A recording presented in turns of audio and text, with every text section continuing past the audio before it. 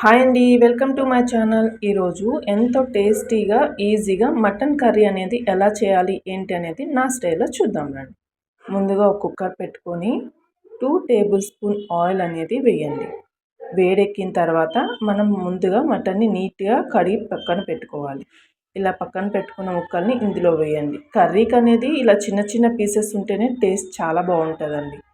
ఇలా వేసిన తర్వాత కొద్దిసేపటికి రాళ్ళుప్పు అనేది వేయండి. అంటే 1 టేబుల్ స్పూన్ రాళ్ళుప్పు వేయండి. రాళ్ళుప్పు వేస్తేనే కర్రీకి అనేది టేస్ట్ వస్తుంది. 1/2 టేబుల్ స్పూన్ పసుపు వేయండి. ఇలా 4 విజిల్స్ వచ్చే వరకు పెట్టండి కుక్కర్.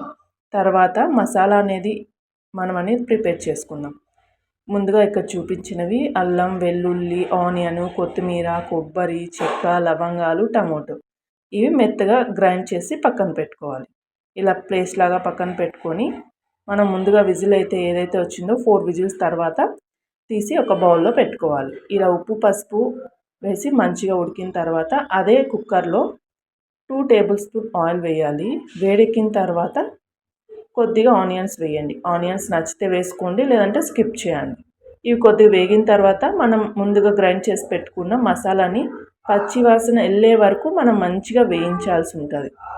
ఇలా గరిటెతో నీట్గా వేయిస్తే ఆ మసాలా అనేది పచ్చివాసన వేయి నీట్గా వేగుతుంది. ఆయిల్ అనేది ఇలా కొద్దిగా పైకి వస్తే మంచిగా మసాలా వేగినట్టు.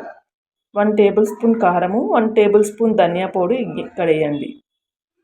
మనం మసాలా గ్రైండ్ చేసినప్పుడు ధనియా పౌడరు, చిల్లీ పౌడర్ అక్కడ వేయలేదు కాబట్టి ఇక్కడ వేస్తాం. ఇలా వేసిన తర్వాత ఇలా మసాలాలో కూడా కొద్దిగా రాళ్ళుప్పు అనేది యాడ్ చేయండి. ఇది ఉడికిన తర్వాత మనం ముందుగా బాయిల్ చేసి పెట్టుకున్న మటన్ ముక్కల్ని ఇందులో వేసి ఉడికించాలి.